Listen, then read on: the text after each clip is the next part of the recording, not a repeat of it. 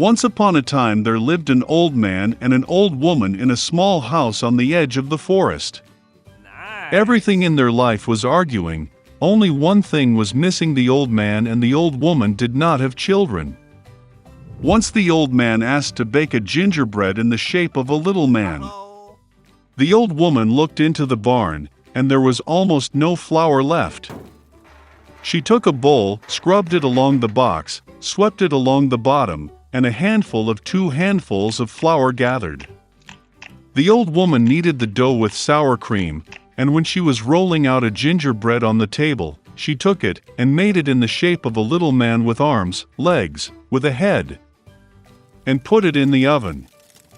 After a while, the old woman came up to see if the gingerbread was baked, took it and put it on the window to cool.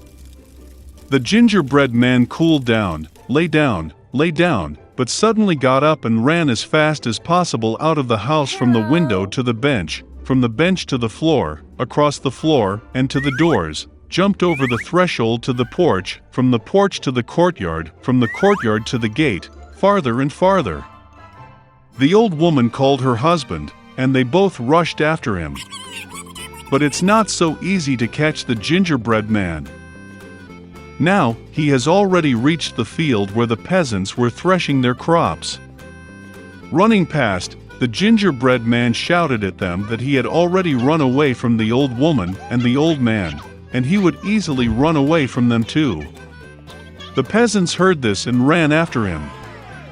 But no matter how fast they ran, they could not catch up with him.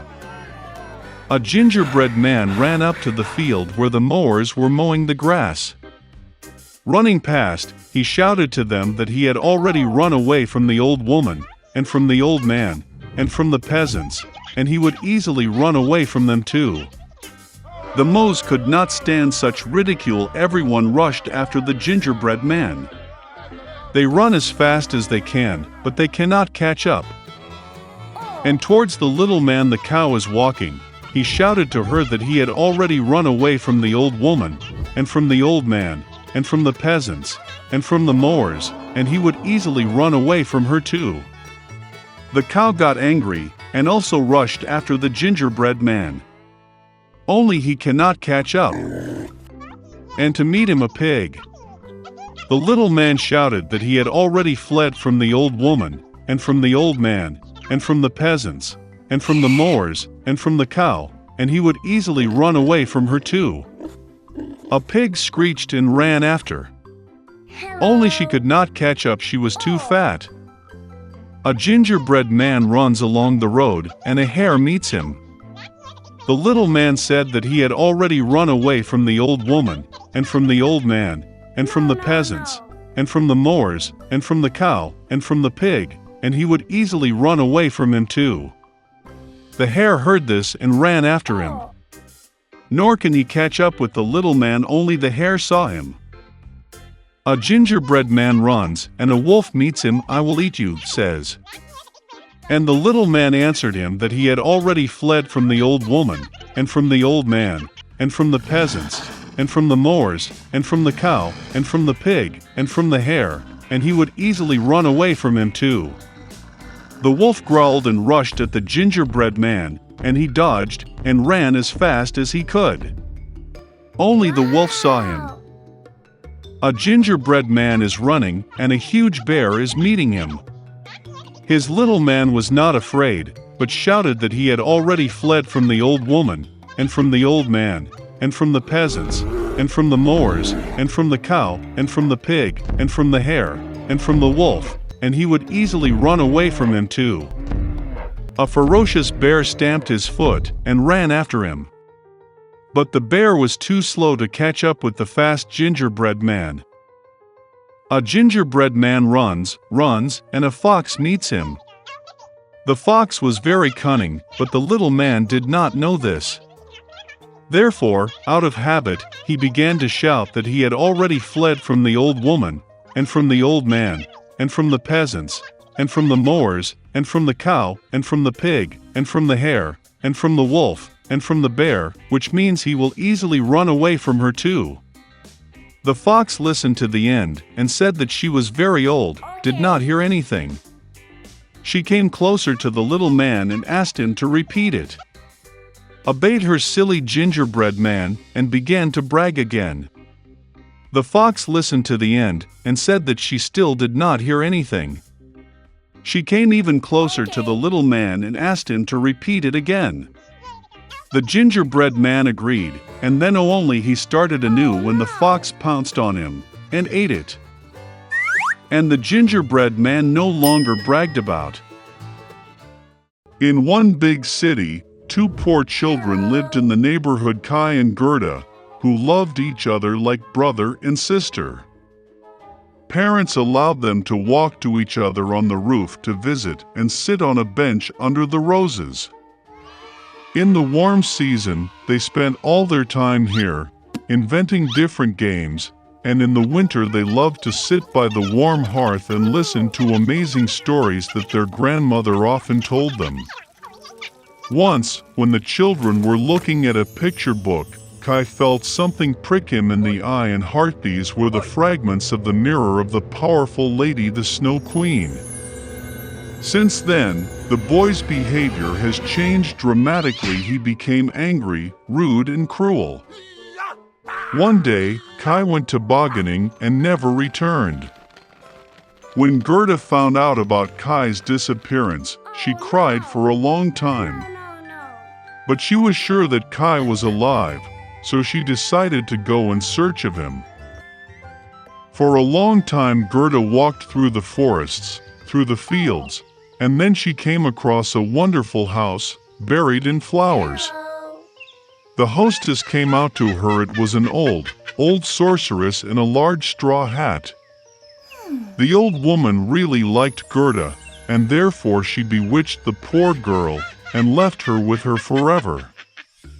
Gerda forgot about the purpose of her journey and spent a lot of time playing in the wonderful garden of the hospitable hostess. Once she accidentally saw a rose and remembered Kai, and immediately waking up from the magic, went on the road. On the way, Gerda met a big smart raven. He told the girl that he knew a princess who was about to get married, and her fiancé looked very much like Kai. The raven agreed to take Gerda to him. Once in the palace, Gerda managed to see the future prince. Unfortunately, it was not Kai. The princess, having heard the sad story of the girl, presented her with a golden carriage with a coachman and servants, as well as shoes, a muff, and a wonderful dress. And Gerda hit the road. In the dark forest, the sparkling carriage immediately caught the eye of the robbers, who immediately attacked it. The robber took Gerda prisoner.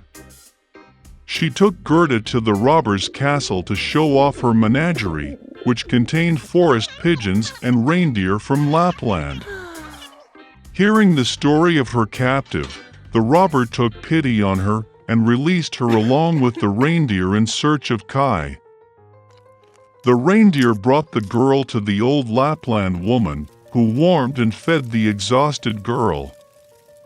She wrote a few words on a dried cod to her friend Finn, who lived near the Snow Queen's palace, asking to help the girl. She explained to Gerda that the reason for Kai's bad behavior was the fragments of the mirror that hid his heart and eyes, and he would never be the same if the ice was not melted by the power of a warm, loving heart. Gerda went to the palace of the Snow Queen alone. No one dared approach the house of the powerful mistress. She was very cold and scared. Finding herself in the castle, Gerda was surprised how cold, deserted, and dead he was. Soon she noticed Kai, who turned completely blue, almost blackened from the cold. The boy sat in a corner and tried to lay out the word eternity from the ice floes, because in this case he would have received the whole world and a pair of new skates as a gift from the Snow Queen. Gerda rushed to Kai, hugged him tightly and cried. With her hot tears, she melted the splinter stuck in the boy's heart. Having picked up, Kai also began to cry, and the second shard flowed out of his eyes along with tears. How happy they were to see each other! But there was no time for joy. They had to get out of the ice palace before the Snow Queen returned. When Kai and Gerda finally got out of the kingdom of the Snow Queen, they hurried home. On the way back, they met all the friends who helped Gerda in her search. At home, their favorite blooming roses were waiting for them, and everything that happened was soon forgotten by them, like a heavy dream.